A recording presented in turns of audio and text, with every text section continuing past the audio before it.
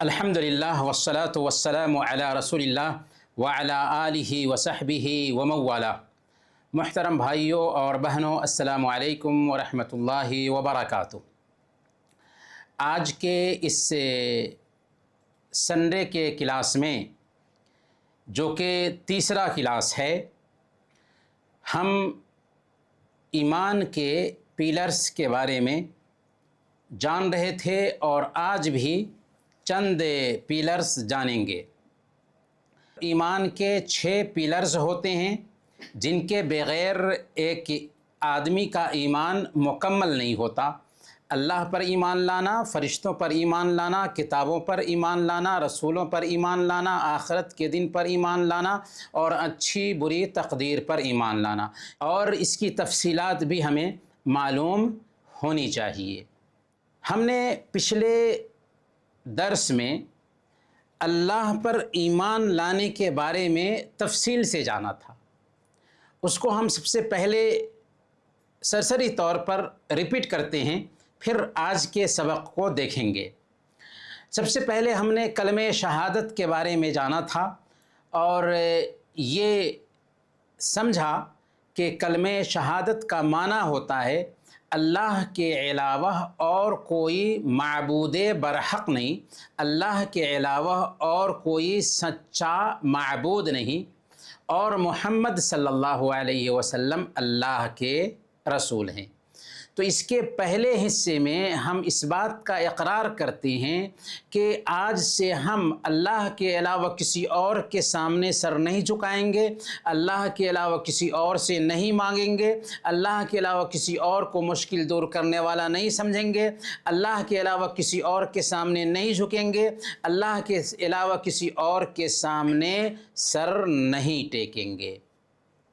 اور دوسرے حصہ میں ہم اس بات کا اقرار کرتے ہیں کہ ہماری یہ جو عبادت ہوگی اللہ کے نبی محمد صلی اللہ علیہ وسلم کے بتائے ہوئے طریقے کے مطابق ہوگی۔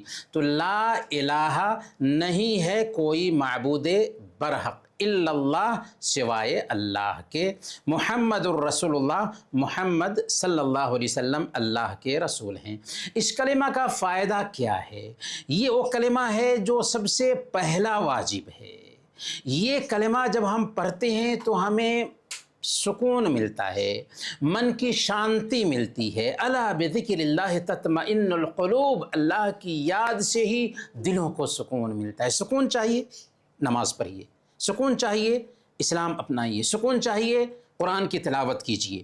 تو کلمہ لا الہ الا اللہ ہمیں سکون دیتا ہے۔ لا الہ الا اللہ کی شرطیں کیا ہیں؟ کوئی بھی لا الہ الا اللہ پڑھ لیا مسلمان ہو جائے گا؟ نہیں، بلکہ اس کی شرطیں ہیں۔ سب سے پہلے نمبر پر اس کا علم ہو، دوسرے نمبر پر یقین کے ساتھ اسے پڑھیں، تیسرے نمبر پر لا الہ الا اللہ جس کام کے لیے کہتا ہے اس کو ہم قبول کر لیں، چوتھے نمبر پر لا الہ الا اللہ کے مطابق اپنے آپ کو ڈھال لیں، اور پانچویں نمبر پر لا الہ الا اللہ بولنے میں سچائی ہو، چھٹے نمبر پر شدھتا پائی جائے، اخلاص پایا جائے سچائی کے ساتھ میں، اور خالص اللہ رب العالمین کی عبادت کا ہم اقرار کریں، اور ساتویں نمبر پر محبت ہو اس کلمہ سے اور اس کے پڑھنے والے سے محبت ہو۔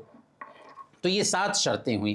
اب جو لا الہ الا اللہ کا دوسرا حصہ ہے محمد الرسول اللہ، تو اس میں 4 باتوں کا اقرار لازم آتا ہے۔ یا محمد الرسول اللہ ہم کہتے ہیں نا، تو 4 باتیں ضروری ہوتی ہیں اس کے لیے، یا محمد الرسول اللہ کی 4 مانگ ہے۔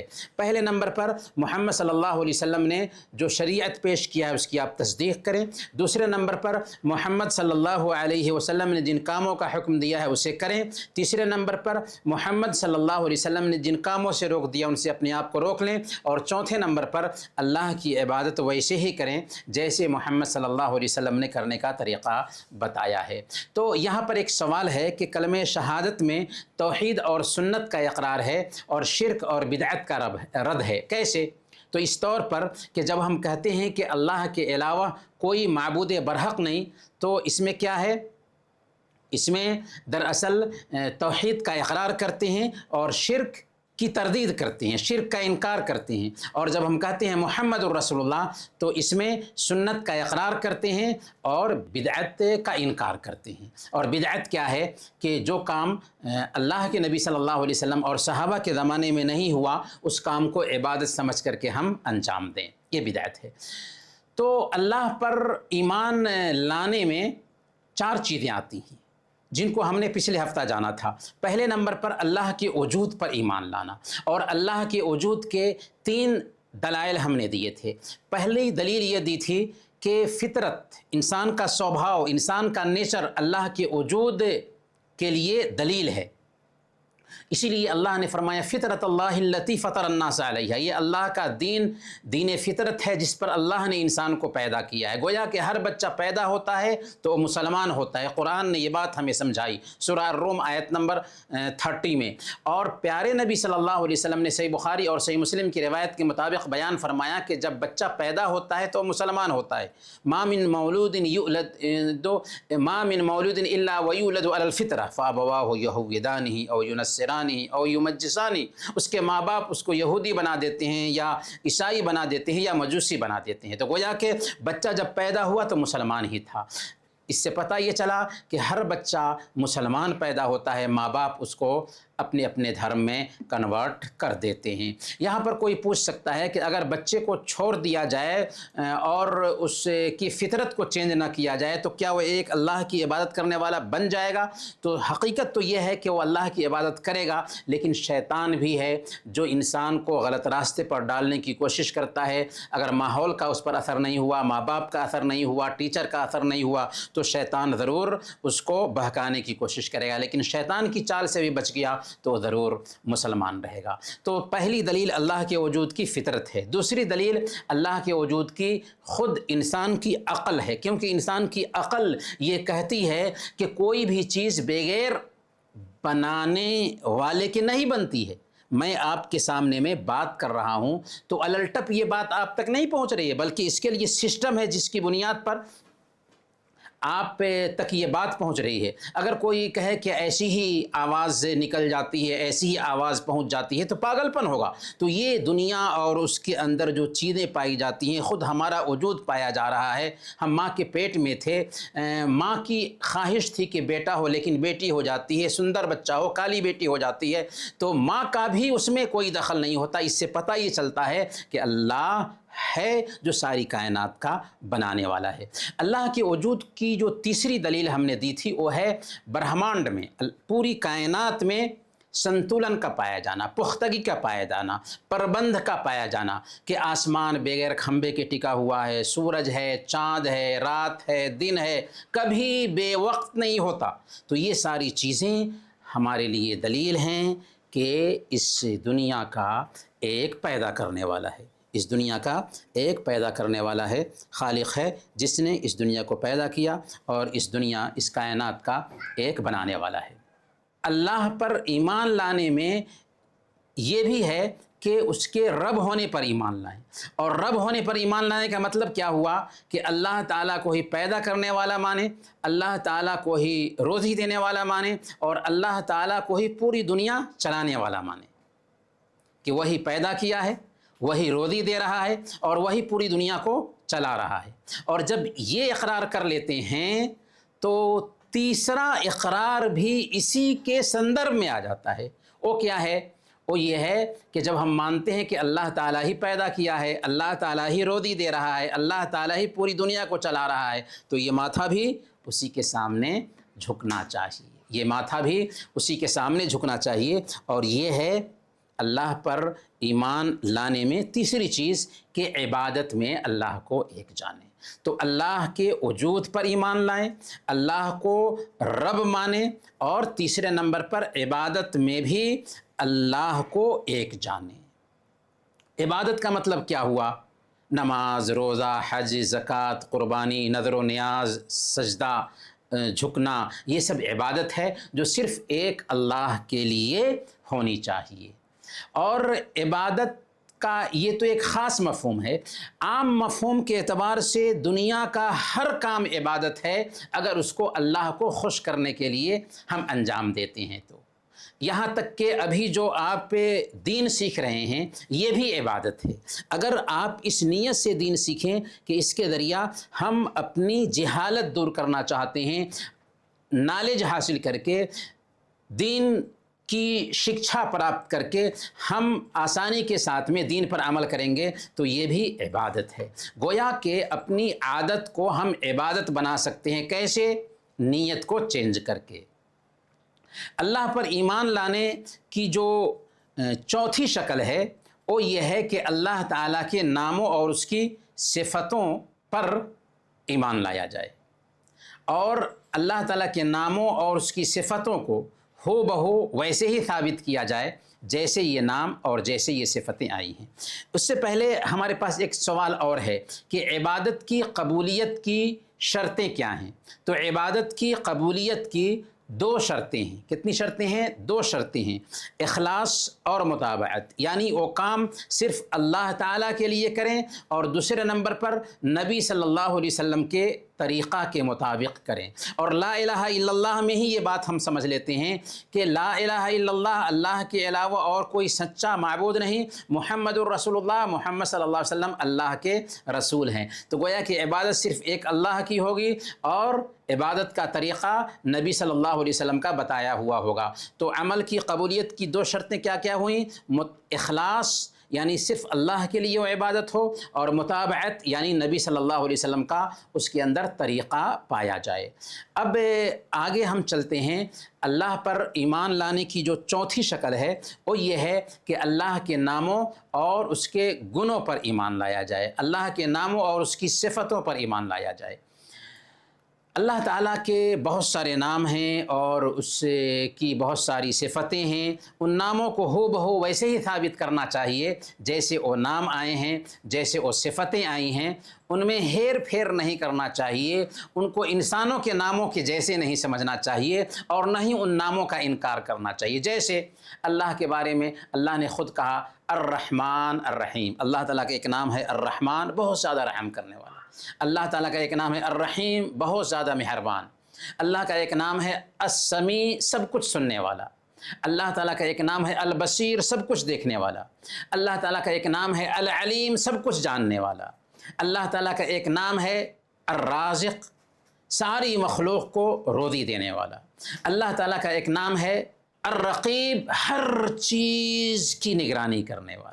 تو یہ اللہ تعالیٰ کے نام ہیں۔ ان ناموں اور ان گنوں کو اپنے ذہن میں بیٹھانا چاہیے، اور ان کو ہو بہو ویسے ہی ثابت کرنا چاہیے جیسے یہ نام اور جیسے یہ صفتیں آئی ہیں۔ ان ناموں کے مطابق عمل کریں۔ جیسے اللہ تعالیٰ الشافی ہے تو شفا اللہ تعالیٰ ہی سے مانگے۔ اللہ تعالیٰ سب کچھ سننے والا ہے تو یہ خیال رہے کہ ہم اکیلے میں ہیں تو کوئی ایسی بات نہ کریں جو اللہ کو ناراض کرنے والی ہو، کیونکہ اللہ تعالیٰ سب کچھ سننے والا ہے، اللہ تعالیٰ سب کچھ دیکھنے والا ہے، تو ہم اکیلے میں کوئی ایسا کام نہ کریں جو اللہ تعالیٰ کو ناراض کرنے والا ہو۔ اللہ تعالیٰ کا ایک نام ہے الرقیب، سب کی نگرانی کرنے والا۔ تو ہم اکیلے میں ہیں تو ہم اکیلے میں بھی یہ سمجھیں کہ یہاں پر بھی اللہ کا کیمرہ لگا ہوا ہے، اللہ ہمیں دیکھ رہا ہے، تو کوئی غلط کام نہ کریں۔ تو یہ ہے عمل کرنے کا مفہوم۔ اسی طریقے سے ان ناموں کے واسطے سے اللہ سے دعا کریں۔ دعا کرنے کا مطلب کیا ہوا کہ جیسے ہم کہیں اے اللہ تو الرازق ہے، مجھے روزی عطا فرما، اے اللہ تو الرحمن الرحیم ہے، میرے اوپر رحم فرما، اے اللہ تو الشافی ہے، مجھے شفا عطا فرما۔ تو اس طریقے سے ان ناموں کے واسطے سے اللہ سے دعا کریں۔ ان ناموں کو جاننے کا فائدہ کیا ہوتا ہے؟ ان ناموں کو جاننے کا فائدہ یہ ہوتا ہے، امام ابن قیم رحمۃ اللہ علیہ فرماتے ہیں من عرف اللہ باسمائہ وصفاتہ وافعالہ احبہ لا محالہ، کہ جو آدمی اللہ تعالیٰ کو اس کے ناموں، اس کی صفتوں اور اس کے کاموں سے پہچان لیتا ہے نا، وہ ضرور اللہ سے محبت کرے گا، وہ ضرور اللہ سے محبت کرے گا۔ تو عجیب طریقے سے ہم اللہ تعالیٰ کو پہچان لیتے ہیں تو اللہ تعالیٰ کی محبت ہمارے دل میں بیٹھ جاتی ہے۔ ایک سوال ہے، سوال یہ ہے کہ کیا اللہ تعالیٰ کے ناموں اور اس کی صفتوں کا وظیفہ بنایا جا سکتا ہے؟ جیسے کوئی آدمی ذکر کرتے ہوئے کہے 100 مرتبہ اللہ اللہ اللہ اللہ، یا 100 مرتبہ یا ودود و یدود و ودود و ودود و ودود، اللہ کا نام ہے الودود، تو اس طرح سے کیا وظیفہ بنایا جا سکتا ہے؟ نہیں، اللہ تعالیٰ کے ناموں کا وظیفہ نہیں بنایا جا سکتا، تسبیح نہیں گنی جا سکتی ناموں کی۔ ہاں، ان ناموں کے واسطے سے اللہ سے دعا کیا جائے گا، اور اللہ کے نبی صلی اللہ علیہ وسلم نے جو اذکار اختیار کیا نا، مفہوم والے اذکار ہیں، جیسے سبحان اللہ، الحمدللہ، لا الہ الا اللہ، اللہ اکبر، جس کا معنی سمجھ میں آتا ہے، لیکن اللہ اللہ اللہ اللہ اللہ رٹ لگائیں کچھ بھی سمجھ میں نہیں آتا، الرحمن الرحمن الرحمن رٹ لگائیں کچھ بھی سمجھ میں نہیں آتا، تو اللہ کے ناموں یا اس کی صفتوں کا وظیفہ بنانا جائز نہیں۔ اب ہم جانیں گے کہ شرک کیا ہے۔ شرک اللہ تعالیٰ کی رب ہونے میں، اس کی عبادت میں، یا اس کے ناموں اور اس کی صفتوں میں کسی دوسرے کو شریک ٹھہرانا، یہ شرک ہے۔ اور شرک کی 2 قسمیں ہوتی ہیں، بڑا شرک اور چھوٹا شرک۔ اگر ہم چھوٹا شرک کہتے ہیں تو اس کا مطلب یہ نہیں ہوا کہ چھوٹی چیز ہے، یہ نہیں، بلکہ گناہوں کی 4 ترتیب ہوتی ہے، یاد رکھیں۔ پہلے نمبر پر شرک ہے، گویا کہ اسلام میں سب سے بڑا گناہ کیا ہے؟ شرک ہے۔ دوسرے نمبر پر یعنی بڑا شرک ہے، سب سے بڑا گناہ بڑا شرک ہے۔ دوسرے نمبر پر چھوٹا شرک ہے۔ تو بڑا شرک سب سے بڑا گناہ، اس کے بعد والا جو گناہ ہے وہ چھوٹا شرک ہے، اور اس کے بعد بڑے بڑے گناہ ہیں، بڑے بڑے جتنے بھی گناہ ہیں چھوٹے شرک کے بعد ہی آتے ہیں، اور پھر اس کے بعد چوتھے نمبر پر چھوٹے چھوٹے گناہ ہیں۔ تو اس ترتیب کو یاد رکھنے سے ہمیں چھوٹے شرک کی بھی خطرناکی سمجھ میں آتی ہے۔ تو بڑا شرک جو ہے، اس کے نقصانات کیا ہیں؟ اس کا نقصان یہ ہے کہ سارے عمل برباد ہو جاتے ہیں اگر اس سے شرک پر ایک انسان مرے تو۔ دوسرا نقصان یہ ہے کہ اس شرک پر کوئی مرتا ہے تو اس کی معافی نہیں ہوگی، اور تیسرا نقصان یہ ہے کہ وہ ہمیشہ ہمیشہ کے لیے جہنم میں رہے گا۔ شرک کی شروعات کیسے ہوئی؟ کیسے اس دنیا میں شرک شروع ہوا؟ اللہ تعالیٰ نے پہلے انسان کو اس دھرتی پر پیش کیا، تو ان کو جینے کے لیے جو دین دیا، اس دین کا نام اسلام تھا، اور ان کی اولاد 10 سینچری تک، 10 شتابدی تک ایک اللہ کی عبادت کرتی رہی۔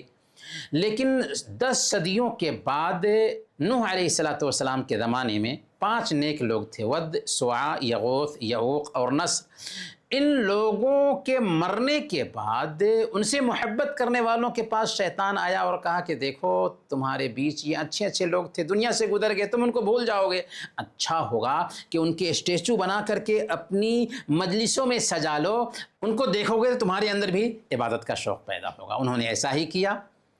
جب بنانے والے گزر گئے اور ان کی اولاد آئی، سنتان آئی، تو ان کے پاس شیطان نے آ کر کے کیا سمجھایا کہ تمہارے باپ دادا ان مورتیوں کے پاس آتے تھے، ان سے مانگتے تھے، ان کو ملا کرتا تھا، چنانچہ ان کی اولاد نے انہی مورتیوں سے مانگنا شروع کر دیا۔ تو یہ پہلا موقع تھا جب کہ شرک شروع ہوا۔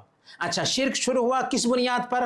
بزرگوں کی شان میں غلو کرنے کی وجہ سے، نیک لوگوں کی شان میں اتشیوکتی کرنے کی وجہ سے، کیونکہ یہ 5 نیک لوگ تھے، لیکن ان کے اسٹیچو بنا لیے، پھر اپنی مجلسوں میں سجا دیا، اور جب وہ مر گئے، ان کی اولاد آئی تو انہی اسٹیچوؤں سے مانگنا شروع کر دیا۔ تب اللہ تعالیٰ نے الگ الگ جگہوں پر نبیوں کو بھیجا، اور شرک پھیلنے کے بعد سب سے پہلے نبی حضرت نوح علیہ السلام تھے۔ تو یہ تو شرک کی شروعات کی بات ہوئی۔ اب ہم یہ جانیں گے کہ شرک اصغر یعنی چھوٹے شرک کی کیا کیا مثالیں ہیں۔ ہم نے کئی ایک مثالیں دی تھی پچھلے درس میں، جیسے ریاکاری، دکھلاوے کے لیے کوئی کام کرنا، تو یہ بھی شرک اصغر ہے، چھوٹا شرک ہے۔ اسی طریقے سے کوئی قسم کھائے تو اللہ کی قسم کھانے کی بجائے کہے ماں کی قسم، بیٹے کی قسم، باپ کی قسم، آنکھ کی قسم، تو یہ شرک اصغر ہے۔ گویا کہ بڑے بڑے گناہوں جیسے قتل ہے، چوری ہے، شراب پینا ہے، ان سارے گناہوں سے بڑھ کر ہے چھوٹا شرک۔ تو اللہ کے علاوہ کسی اور کی قسم کھانا، یہ بھی کیا ہے؟ یہ بھی چھوٹا شرک ہے۔ اسی طریقے سے کوئی کہتا ہے اگر اللہ چاہے اور آپ چاہیں، اور سوال میں نے یہ سوال پوچھا تھا تو بہت سارے لوگوں نے اس کا جواب غلط دیا، تو ہم یہ نہیں کہہ سکتے کہ اگر اللہ چاہے اور آپ چاہیں. ہاں کیا کہہ سکتے ہیں؟ اگر اللہ چاہے پھر آپ چاہیں. پھر سے دوری لازم آتی ہے اور کہنے سے برابری لازم آتی ہے. تو ہمارا دین اتنا بھی برداشت نہیں کرتا کہ کسی کو کہیں کہ اگر اللہ چاہے اور آپ چاہیں. اللہ کے نبی صلی اللہ علیہ وسلم کے پاس ایک آدمی آیا اور اس نے کہا کہ اگر اللہ چاہے اور آپ چاہیں تو میرا یہ کام ہو جائے گا. اللہ کے نبی صلی اللہ علیہ وسلم نے کہا اجعلتنی للہ ندا، کیا تم نے مجھے اللہ کے برابر کر دیا؟ دیکھا کتنا پیارا دین ہے جو ہمیں صحیح عقیدہ سکھاتا ہے. اسی طریقے سے تعویذ اور گنڈے پہننا یہ بھی چھوٹا شرک ہے، کیونکہ تعویذ پر ایک انسان کا عقیدہ بننے لگتا ہے. ہاں دم کر سکتے ہیں، دم کرنے میں کوئی حرج کی بات نہیں. اسی طریقے سے دھاگے باندھنا، ہاتھ میں چھلا پہننا، دھاگے باندھنا، یہ بھی چھوٹا شرک ہے. اللہ کے نبی صلی اللہ علیہ وسلم نے ایک آدمی کو دیکھا، مسند احمد کی روایت ہے کہ اس نے چھلا پہن رکھا ہے. پوچھا کیوں پہن رکھے؟ اس نے کہا کہ ایک بیماری ہے واہنہ جس کی وجہ سے میں نے پہن رکھا ہے. اللہ کے نبی صلی اللہ علیہ وسلم نے کہا کہ اسے نکال پھینکو، اس کی وجہ سے تمہاری بیماری اور زیادہ ہوگی، اور اگر اسے پہنے ہوئے مر گئے تو کسی صورت میں کامیاب نہیں ہو سکتے. اس کے بعد ہم نے کہا تھا کہ کیا کسی انسان سے مانگنا شرک ہے؟ تو اس میں تفصیل ہے. جو چیزیں ما تحت الاسباب آتی ہیں، انڈر دی کاؤزز آتی ہیں، تو ان میں مدد مانگنا جائز ہے. جیسے کسی کے پاس گاڑی ہے، ہم نے کہا کہ ہمیں فلاں جگہ پر پہنچا دیجئے. کسی کے پاس واسطہ ہے، ہم نے کہا کہ فلاں جگہ پر واسطہ لگا دیجئے، جائز واسطہ. تو اس کو طاقت تھی، ما تحت الاسباب چیز ہے، انڈر دی کاؤزز ہیں، تو یہ جائز ہے. لیکن جو چیزیں ما فوق الاسباب ہے، ایبو دی کاؤزز ہیں، تو ان میں مدد مانگنا جائز نہیں. جیسے شفا دینا کسی کے بس کی بات نہیں، اور ہم کسی سے کہیں کہ ہمیں شفا دے دیجئے، زندہ ہو یا مردہ ہو. اولاد دینا کسی کے بس کی بات نہیں، ہم کسی سے کہیں کہ ہمیں اولاد دے دیجئے، زندہ ہو یا مردہ ہو، تو یہ شرک ہو جائے گا. کیا مردے سنتے ہیں؟ مردے سنتے نہیں ہیں. اللہ فرماتا ہے سورہ فاطر آیت نمبر 22 میں وما انت بمسمع من فی القبور، کہ جو قبر میں دفن کیے گئے ہیں ان کو آپ نہیں سنا سکتے. کون نہیں سنا سکتے؟ نبی صلی اللہ علیہ وسلم نہیں سنا سکتے. جب سارے انسانوں سے افضل ہستی نبی صلی اللہ علیہ وسلم کسی مردے کو نہیں سنا سکتے ہیں تو ہم اور آپ کس کھیت کی مولی ہوتے ہیں؟ اور اللہ تعالیٰ سورہ النمل آیت نمبر 80 میں بیان فرماتا ہے انک لا تسمع الموتى، کہ اے نبی آپ مردوں کو نہیں سنا سکتے. شرک سے ایک انسان کیسے بچ سکتا ہے؟ شرک سے بچنے کے لیے پہلا طریقہ یہ ہے کہ لا الہ الا اللہ کو سمجھیں. لا الہ الا اللہ کے اپوزٹ جو کام ہیں ان کو بھی سمجھیں. تو لا الہ الا اللہ کو سمجھیں گے، لا الہ الا اللہ کے اپوزٹ جو کام ہے اس کو سمجھیں گے، یعنی شرک کو سمجھیں گے، بڑے شرک کو، چھوٹے شرک کو سمجھیں گے، تو ہم شرک سے آرام سے بچ سکتے ہیں. دوسرے نمبر پر دعا بھی کرنی چاہیے. دعا کیا ہے؟ اللہم انی اعوذ بک ان اشرک بک وانا اعلم واستغفرک لما لا اعلم. اللہم انی اعوذ بک ان اشرک بک وانا اعلم واستغفرک لما لا اعلم. برکیف یہ درس تھا پچھلا. اب ہم آج کے درس کی طرف آتے ہیں. ایمان کے ہم نے جانا کہ 6 پلرز ہوتے ہیں. اللہ پر ایمان لانا، فرشتوں پر ایمان لانا، کتابوں پر ایمان لانا، رسولوں پر ایمان لانا، آخرت کے دن پر ایمان لانا، اور اچھی بری تقدیر پر ایمان لانا. تو اللہ پر ایمان لانے کے بارے میں بات ہو چکی ہے. فرشتوں پر ایمان لانے کا کیا مطلب ہوتا ہے؟ فرشتوں پر ایمان لانے کا مطلب یہ ہوا کہ ان کے وجود کا اقرار کیا جائے اور یہ مانا جائے کہ وہ اندیکھی دنیا سے تعلق رکھنے والی مخلوق ہیں جو انسانوں کی دنیا اور جنات کی دنیا سے الگ ہے. ایک ہے انسانوں کی دنیا اور ایک ہے جنات کی دنیا. ایک تیسری دنیا ہے جس کو ہم کہتے ہیں فرشتے. وہ ہماری نظروں سے اوجھل ہیں، وہ ہمیں دکھائی نہیں دیتے. اللہ نے ان کو نور سے پیدا کیا ہے. کس چیز سے؟ نور سے، لائٹ سے، روشنی سے پیدا کیا ہے. جبکہ انسانوں کو مٹی سے پیدا کیا ہے اور جنات کو آگ سے پیدا کیا. انسانوں کو مٹی سے، فرشتوں کو نور سے، لائٹ سے، اور جنات کو آگ سے پیدا کیا ہے. فرشتوں پر ایمان لانے میں کیا کیا چیزیں شامل ہیں؟ فرشتوں پر ایمان لانے میں 3 چیزیں شامل ہیں. نوٹ کیجیے.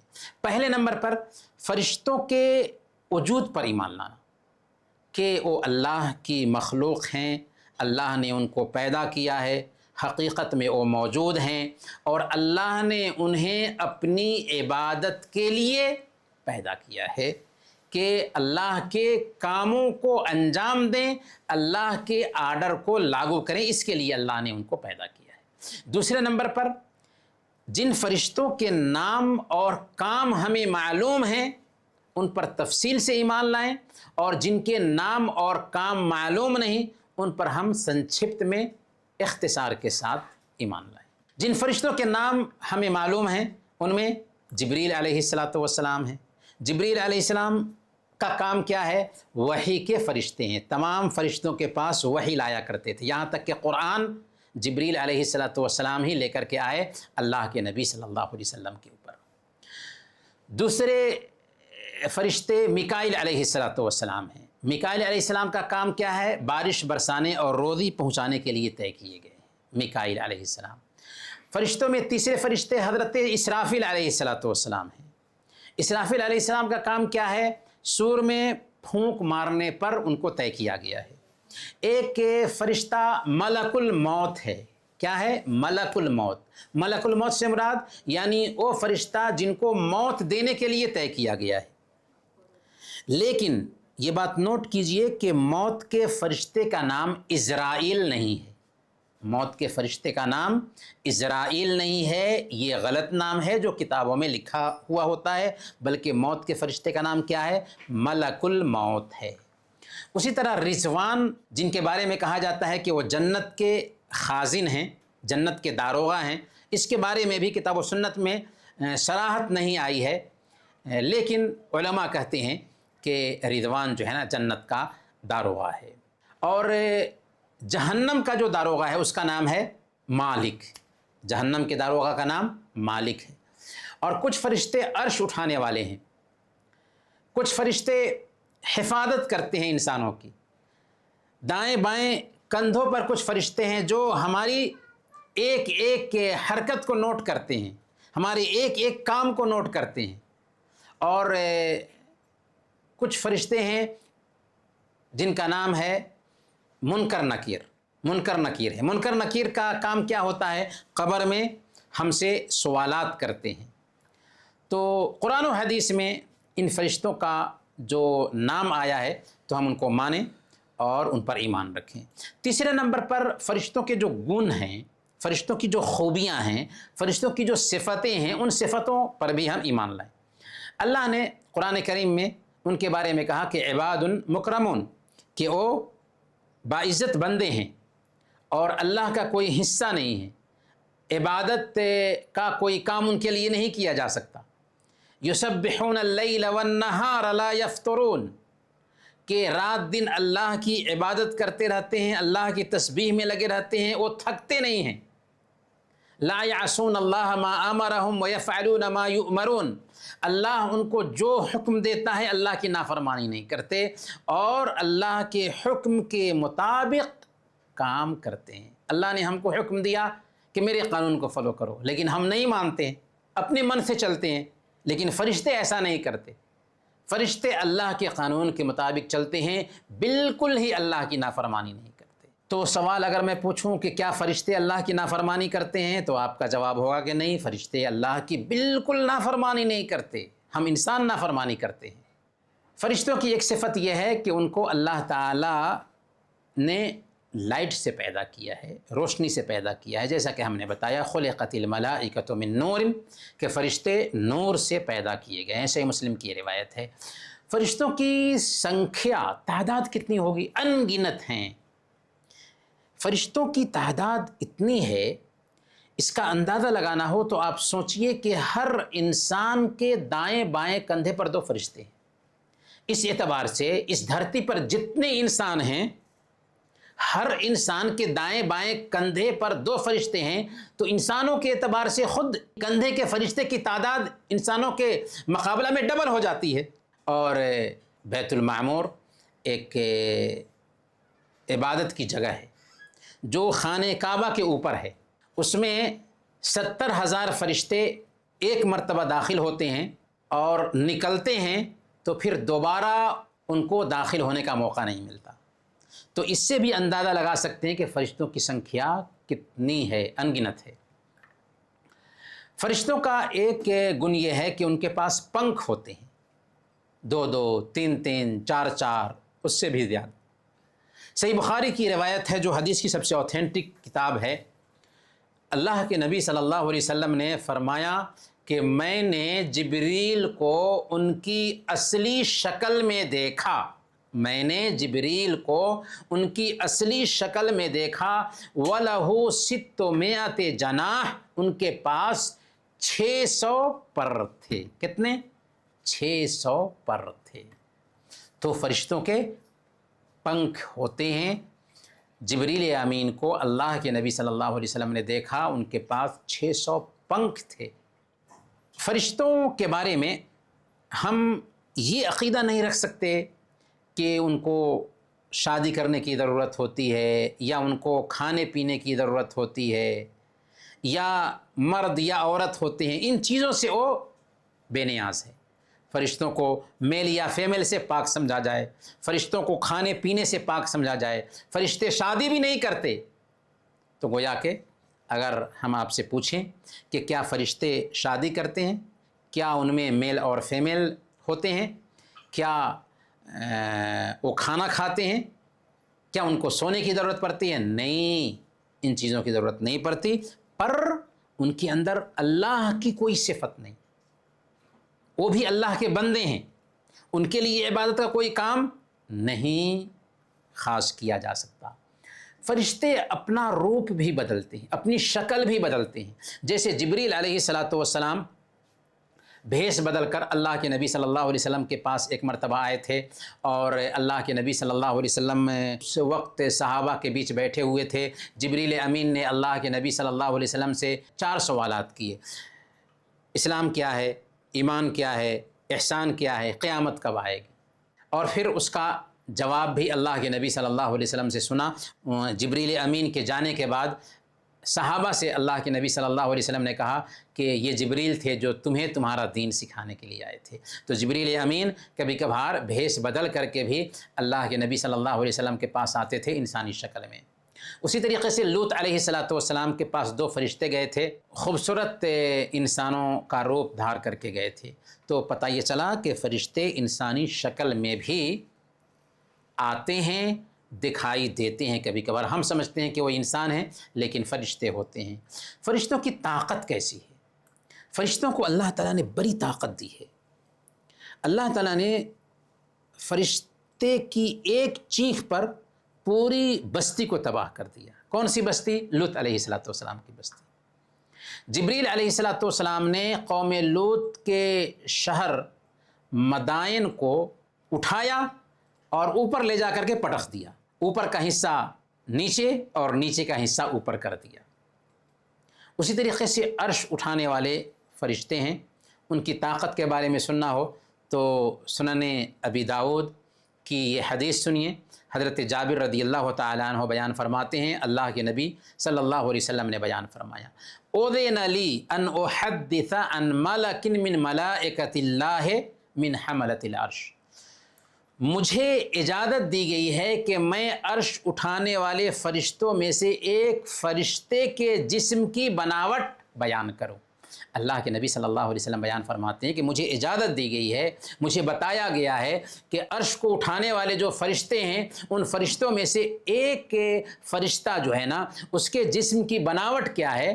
اللہ کے نبی صلی اللہ علیہ وسلم بیان فرماتے ہیں: انما بین شحمت اذنہ الی عاتقہ مسیرۃ 700 عام، ان کی کان کی لو اور کندھے، دیکھیں کان کی لو اور کندھے، ان دونوں کے بیچ کتنی نزدیکی پائی جاتی ہے۔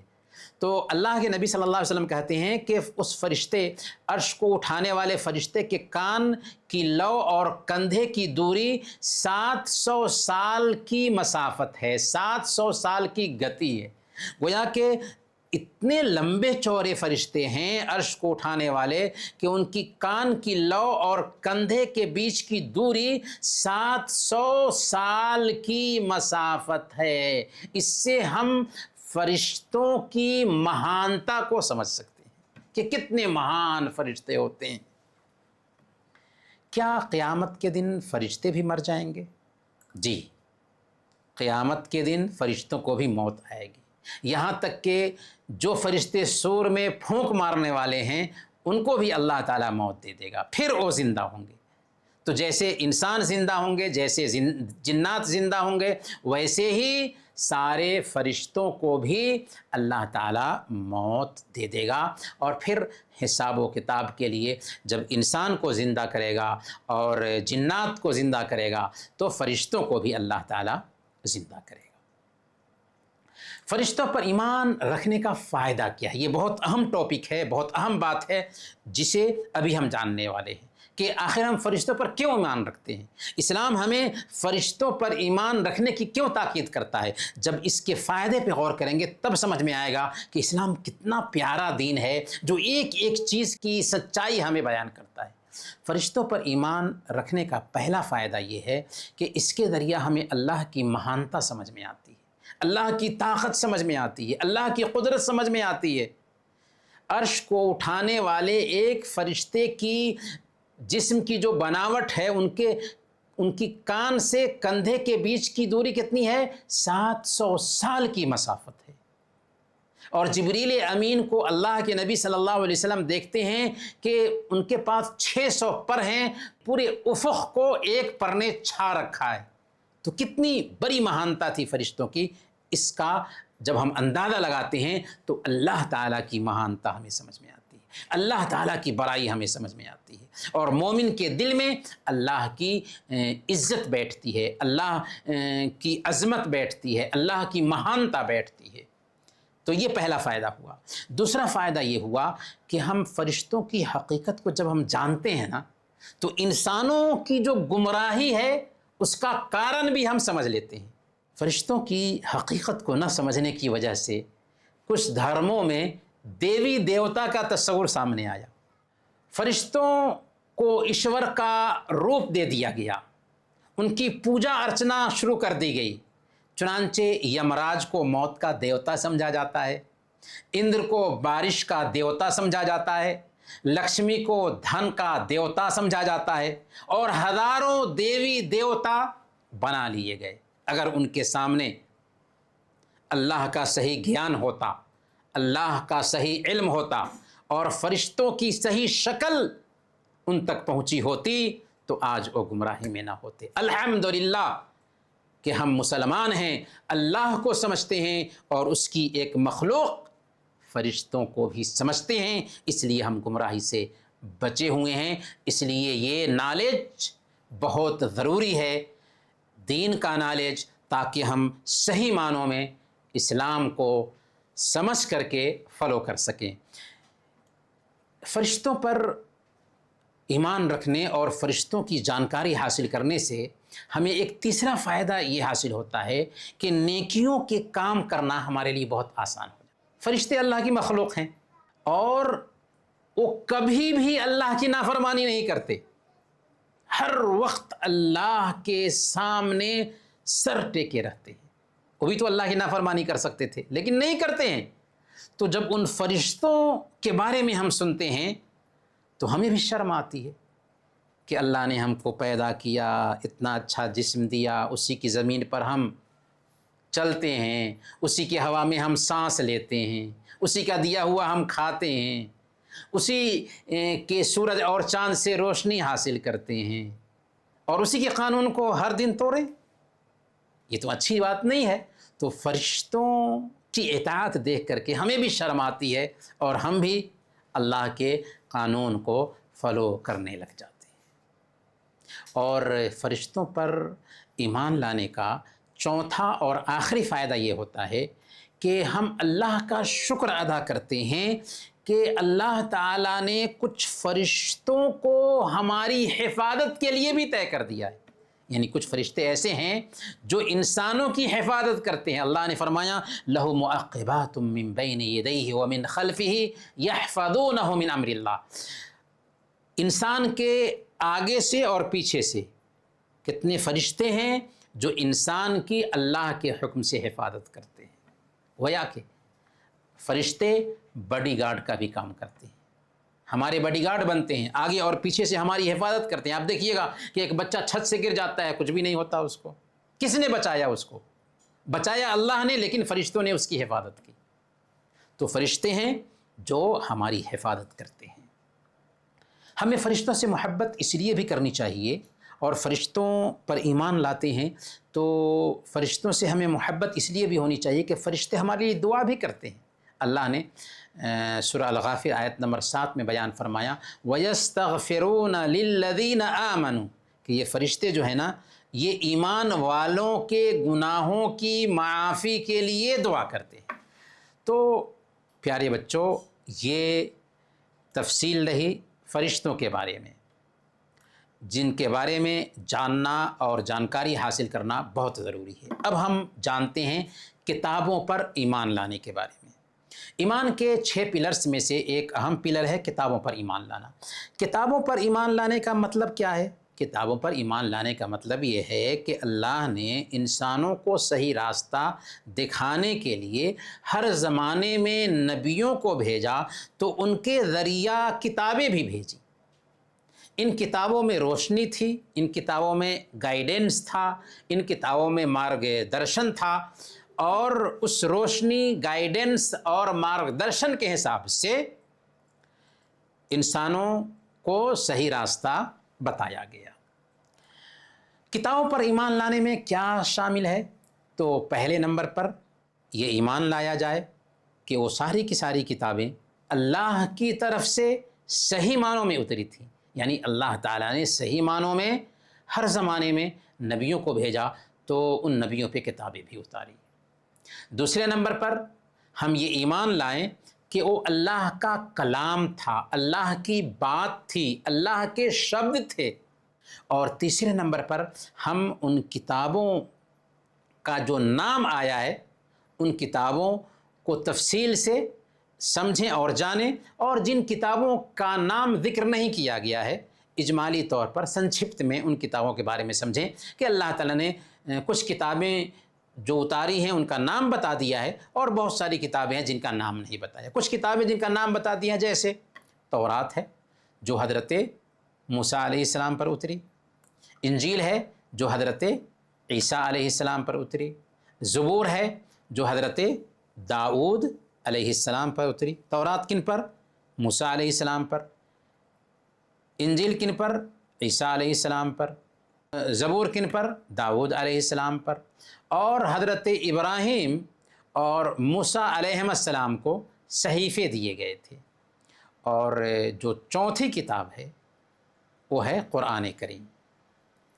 قرآن کریم اللہ رب العالمین نے آخری نبی محمد صلی اللہ علیہ وسلم پر اتارا، جو آخری کتاب ہے۔ کتابوں پر ایمان لانے میں چوتھی بات یہ آتی ہے کہ ان کتابوں میں جو صحیح خبریں ہیں، جن کی قرآن اور حدیث سے تائید ہوتی ہو، ہم بھی ان کی تائید کریں۔ تو یہ ہے کتابوں پر ایمان لانے کا مطلب۔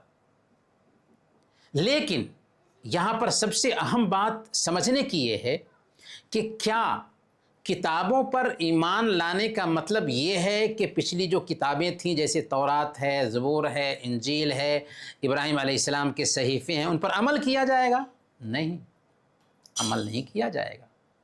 پچھلی کتابوں کے بارے میں ہمیں یہ عقیدہ رکھنا ہے کہ پچھلی کتابوں میں جو احکام تھے یہ وقتی تھے، خاص لوگوں کے لیے تھے۔ ان کتابوں کی حفاظت کی ذمہ داری اللہ تعالیٰ نے انہی لوگوں کے سپرد کر دی تھی، لیکن ان لوگوں نے کیا کیا؟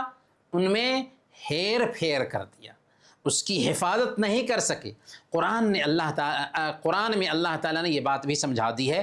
اللہ تعالیٰ فرماتا ہے سورہ المائدہ آیت نمبر 44 میں بِمَا اسْتُحْفِظُوا مِنْ کتاب اللہ، کہ انہیں اللہ کی اس کتاب کی حفاظت کا حکم دیا گیا تھا، لیکن کیا انہوں نے حفاظت کی؟ نہیں حفاظت کی، ان میں تبدیلی پیدا کر دی۔ اللہ فرماتا ہے سورہ البقرہ آیت نمبر 79 میں فَوَيْلٌ لِّلَّذِينَ يَكْتُبُونَ الْكِتَابَ بِأَيْدِيهِمْ ثم یقولون ھذا من عند اللہ لیشتروا بہ ثمنا قلیلا۔ ان لوگوں کے لیے بربادی ہے جو اپنے ہاتھوں سے لکھی ہوئی کتاب کو اللہ کی طرف کی کہتے ہیں اور اس طریقے سے دنیا کماتے ہیں۔ گویا کہ وہ اپنے ہاتھ سے کتاب لکھتے تھے اور کہتے تھے کہ یہ اللہ کی کتاب ہے۔ اس طرح آج جو تورات ہے وہ وہی تورات نہیں ہے جو موسیٰ علیہ السلام پر اتری تھی۔ آج جو انجیل ہے وہ وہی انجیل نہیں ہے جو موسیٰ علیہ السلام پر اتری تھی۔ آج جو زبور ہے وہ وہی زبور نہیں ہے جو حضرت داؤد علیہ السلام پر اتری تھی۔ اس لیے آج کتاب مقدس یا بائبل کے نام سے عیسائیوں کے پاس جو کتاب پائی جاتی ہے اس میں باطل عقیدے پائے جاتے ہیں اور ان میں بہت سارا چینج ہو چکا ہے، بہت ساری چینجنگ آ چکی ہے۔ لیکن اس کے باوجود ایک مسلمان بائبل کی بے حرمتی نہیں کرے گا۔ کیوں بے حرمتی نہیں کرے گا؟ کیونکہ اس میں اللہ کا بھی کلام پایا جاتا ہے۔ ہاں، اس بات کا عقیدہ رکھے گا ایک مسلمان کہ قرآن کے اترنے کے بعد وہ ساری کتابیں نرست ہو چکی ہیں، آؤٹ آف ڈیٹ ہو چکی ہیں، منسوخ ہو چکی ہیں۔ قرآن کے آنے کے بعد اب انسانوں اور جنات کے لیے نجات کی کتاب اگر کوئی ہے تو کون سی کتاب ہے؟ قرآن ہے۔ اب آئیے قرآن کے کچھ گن ہم جانتے ہیں، قرآن کی کچھ صفتیں ہم جانتے ہیں، قرآن کی کچھ خوبیاں ہم جانتے ہیں۔ پچھلی کتابوں کے مقابلے میں قرآن کی کیا کیا خوبیاں ہیں؟ پہلی خوبی قرآن کی یہ ہے کہ یہ اللہ کے سارے احکام کے خلاصہ کو سمیٹے ہوئی ہے۔ کون؟ قرآن۔ اور پچھلی کتابوں میں جو احکام آئے تھے ان احکام کی بھی یہ کتاب تائید کرتی ہے۔ اللہ نے فرمایا سورہ المائدہ آیت نمبر 48، وَأَنزَلْنَا إِلَيْكَ الْكِتَابَ بِالْحَقِّ مُصَدِّقًا لِمَا بَيْنَ يَدَيْهِ مِنَ الْكِتَابِ وَمُهَيْمِنًا عَلَيْهِ۔ ہم نے آپ کی طرف یہ کتاب حق کے ساتھ اتاری ہے جو اس کتاب کی تائید کرتی ہے جو اس کے پہلے سے موجود ہے اور اس کی سنرکشک بھی ہے، اس کے اوپر گواہ بھی ہے۔ تو گویا کہ قرآن میں پچھلی کتابوں کی باتیں بھی موجود ہیں اور ان کتابوں میں جو چینجنگ آئی تھی ان کے بارے میں بھی قرآن بات کرتا ہے۔ قرآن کی دوسری خوبی یہ ہے کہ اس کتاب پر دنیا کے سارے انسانوں اور جنات کے لیے عمل کرنا ضروری ہے۔ کیوں؟ اس لیے کہ یہ کتاب صرف مسلمانوں کے لیے نہیں اتری، یہ کتاب صرف عربوں کے لیے نہیں اتری، بلکہ سارے انسانوں کے لیے اتری ہے، سارے جنات کے لیے اتری ہے۔ اللہ فرماتا ہے سورہ الفرقان آیت نمبر 1 میں، تبارک الذی نزل الفرقان علی عبدہ لیکون للعالمین نذیرا۔ برکت والی ہے وہ ذات جس نے قرآن کو بندے پر اتارا تاکہ یہ کتاب پوری دنیا والوں کے لیے ڈرانے والی بن جائے۔ تو گویا کہ قرآن صرف ہماری کتاب نہیں ہے، سارے انسانوں کے لیے یہ قرآن اترا ہے۔ قرآن کی تیسری خوبی یہ ہے کہ یہ بالکل محفوظ کتاب ہے۔ کیا ہے؟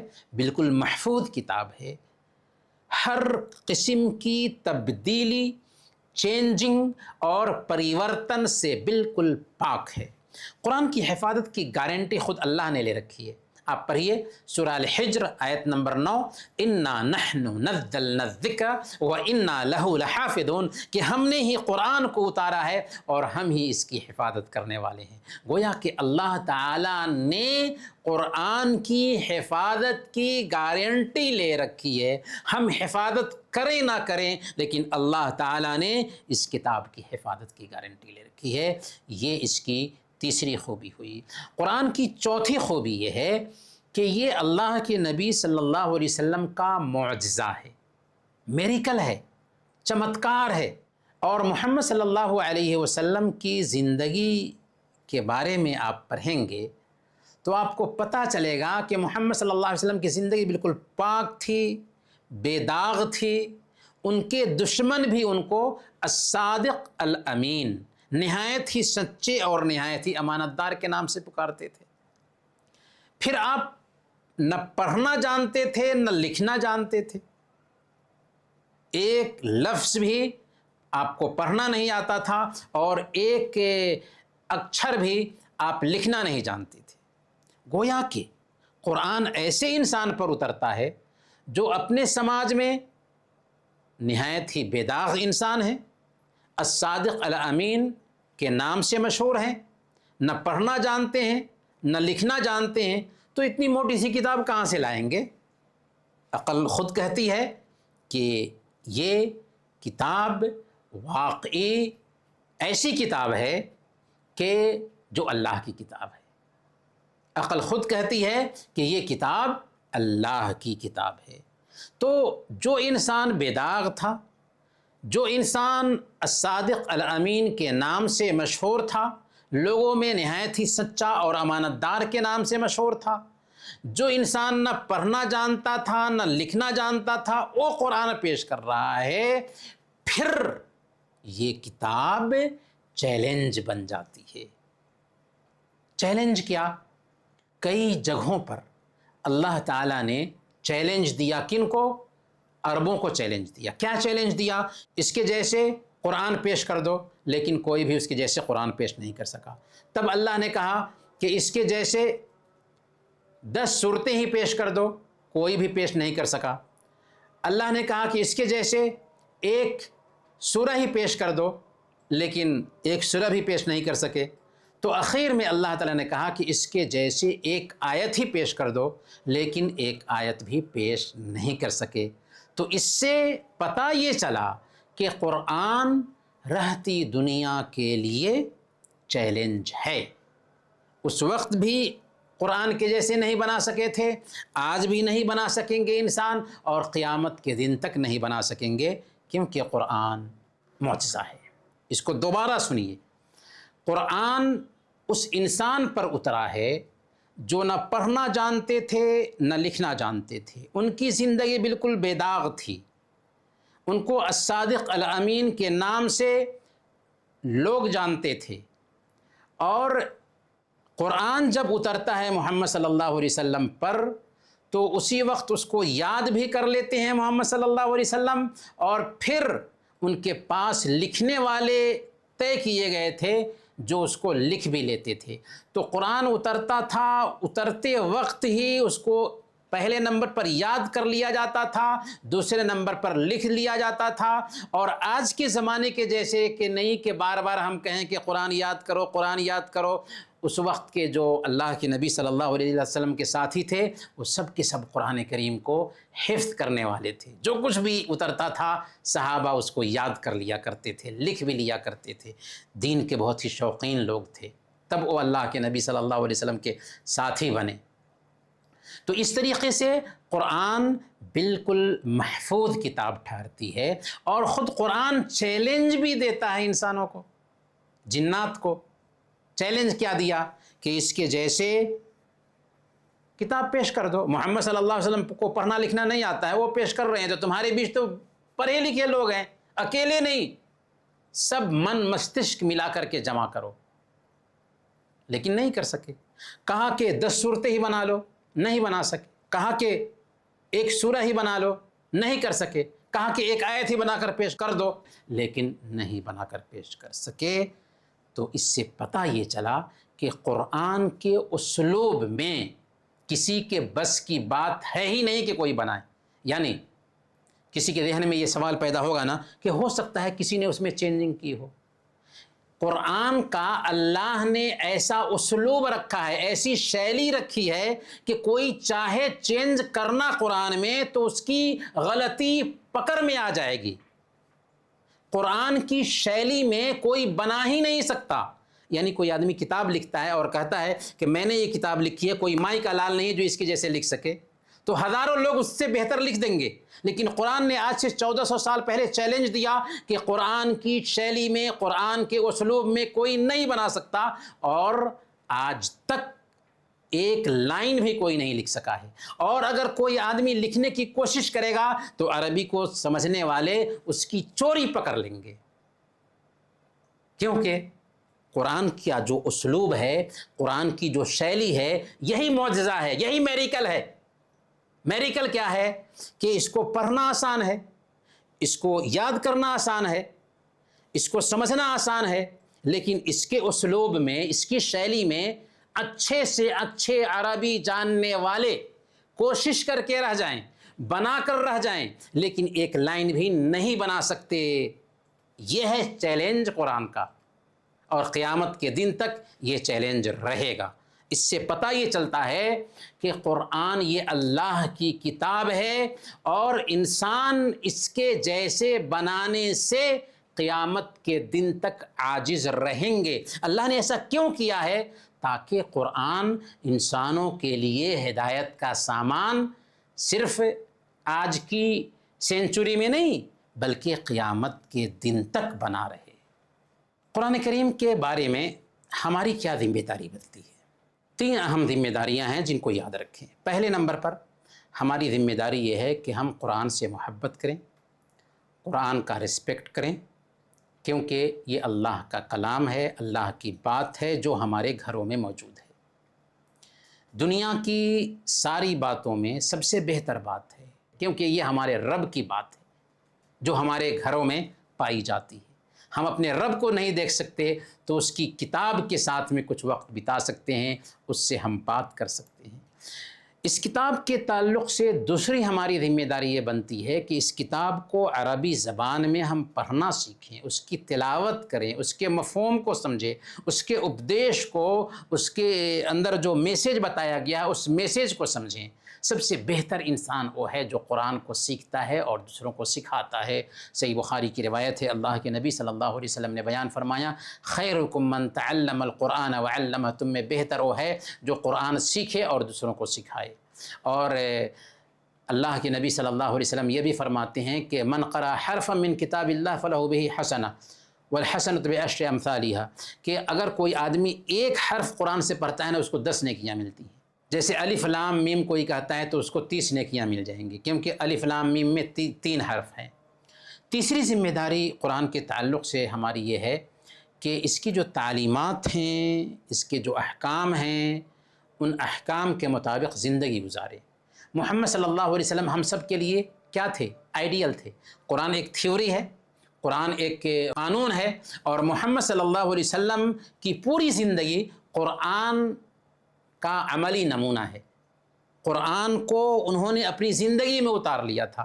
اسی لیے صحیح مسلم کی روایت ہے، عائشہ صدیقہ رضی اللہ تعالیٰ عنہا سے پوچھا گیا تھا کہ اللہ کے نبی صلی اللہ علیہ وسلم کے اخلاق کیسے تھے، آپ کا کیریکٹر کیسا تھا؟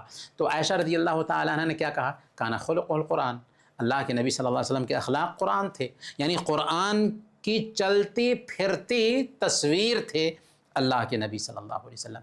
تو ہمیں بھی قرآن کی تعلیمات کو اپنی زندگی میں اتارنا چاہیے۔ پڑھنے کا مقصد ہی یہی ہوتا ہے کہ قرآن کو اپنی زندگی میں اتاریں، اللہ کے نبی صلی اللہ علیہ وسلم کی تعلیمات کو اپنی زندگی میں اتاریں، اللہ کے نبی صلی اللہ علیہ وسلم نے جن کاموں کا حکم دیا اس کو اپنی زندگی میں اتاریں۔ اب آخری سوال یہ رہ گیا ہے کہ کتابوں پر ایمان لانے کا فائدہ کیا ہے؟ کتابوں پر ایمان لانے کا پہلا فائدہ یہ ہے کہ اس سے ہمیں اللہ کی رحمت سمجھ میں آتی ہے کہ اس نے اپنے بندوں کو الٹپ نہیں چھوڑ دیا کہ جیسے چاہیں زندگی گزاریں، بلکہ ان کو صحیح راستہ بتانے کے لیے کتابیں اتاری جن میں دنیا اور آخرت کی بھلائی بتائی گئی تھی۔ تو جیسے ایک ملک کا قانون ہوتا ہے، سنویدھان ہوتا ہے، اور اس ملک کے قانون کو فالو کرنے کی وجہ سے ایک آدمی وفادار شہری سمجھا جاتا ہے، ویسے ہی اللہ نے پوری دنیا کے لیے قانون اتارا ہے، اس قانون کا نام اسلام ہے۔ اس اسلام کو فالو کرنے والا اللہ کی نظر میں وفادار سمجھا جاتا ہے، اور یہ اللہ کی دیا ہے کہ اس نے انسانوں کے جینے کے لیے قانون اتارا۔ دوسرا فائدہ یہ ہے کہ ہمیں اس بات کا بھی علم ہوتا ہے کہ اللہ تعالیٰ نے ہر سمودائے کو اتنا ہی ڈوز دیا جس کی وہ طاقت رکھتا تھا۔ ہر قوم کے لیے ایسی ہی شریعت اتاری جو ان کے سوبھاؤ اور ان کی بدھی سے میل کھاتی تھی۔ کیا مطلب؟ مطلب یہ ہے کہ کسی کے ذہن میں ایک سوال پیدا ہو سکتا ہے نا کہ اللہ تعالیٰ نے آخری نبی محمد صلی اللہ علیہ وسلم کو پہلے ہی دن کیوں نہیں بھیج دیا؟ قرآن کو پہلے ہی انسان کے وقت میں کیوں نہیں اتار دیا کہ الگ الگ نبی بھیجنے کی ضرورت نہیں ہوتی، الگ الگ کتابیں بھیجنے کی ضرورت نہیں ہوتی، سب لوگ ایک ہی کتاب کو فالو کرتے؟ تو اس کا جواب یہ ہے کہ پہلے شروع میں ایک ملک کا دوسرے ملک سے تعلق نہیں تھا، دوسری زبانوں کو سیکھنے کا چلن نہیں تھا، یاتایات کے سادھن بھی نہیں تھے، تو اسی لیے ضرورت تھی کہ الگ الگ جگہوں پر انبیاء آئیں، الگ الگ جگہوں پر انبیاء کو کتابیں دی جائیں۔ لیکن جب 7ویں سینچری میں ایک ملک کا دوسرے ملک سے تعلق بننے لگا، دوسری زبانوں کو سیکھنے کا چلن عام ہو گیا اور یاتایات کے سادھن بھی ٹھیک ہو گئے، تو اللہ تعالیٰ نے الگ الگ میسیج بھیجنا بند کیا، الگ الگ نبیوں کو بھیجنا بند کیا، اور مکہ کی دھرتی پر آخری نبی محمد صلی اللہ علیہ وسلم کو بھیجا، ان کے اوپر آخری کتاب قرآن کریم اتارا، جو کتاب سارے انسانوں کے لیے اتری، جو رسول سارے انسانوں کے لیے بھیجے گئے، جب اپنی پوری جوانی کو پہنچ گئی دنیا، جہاں کے واسطے ایک آخری پیام آیا۔ تو یہ فائدہ ہے کتابوں پر ایمان لانے کا۔ کتابوں پر ایمان لانے کا تیسرا فائدہ یہ ہے کہ ان کتابوں کے اترنے پر ہم اللہ کا شکر بھی ادا کرتے ہیں کہ اللہ تعالیٰ نے انسانوں کو صحیح راستہ دکھانے کے لیے ہر زمانے میں کتابیں اتاری جس میں دنیا اور آخرت کی بھلائی تھی، تو اس سے اللہ تعالیٰ کا ہم شکر ادا کرتے ہیں کہ اس نے ہمارے اوپر بہت سارا احسان کیا۔ تو انہی باتوں کے ساتھ آج کا ہم درس سے ختم کرتے ہیں اور اللہ تعالیٰ سے دعا کرتے ہیں کہ اللہ تعالیٰ ہم سب کو جو کچھ بھی ہم نے سنا ہے ان پر عمل کرنے کی توفیق عطا فرمائیں۔ اگلے ہفتہ انشاءاللہ ہم رسولوں پر ایمان کے بارے میں جانیں گے، آخرت پر ایمان کے بارے میں جانیں گے اور تقدیر پر ایمان کے بارے میں جانیں گے انشاءاللہ۔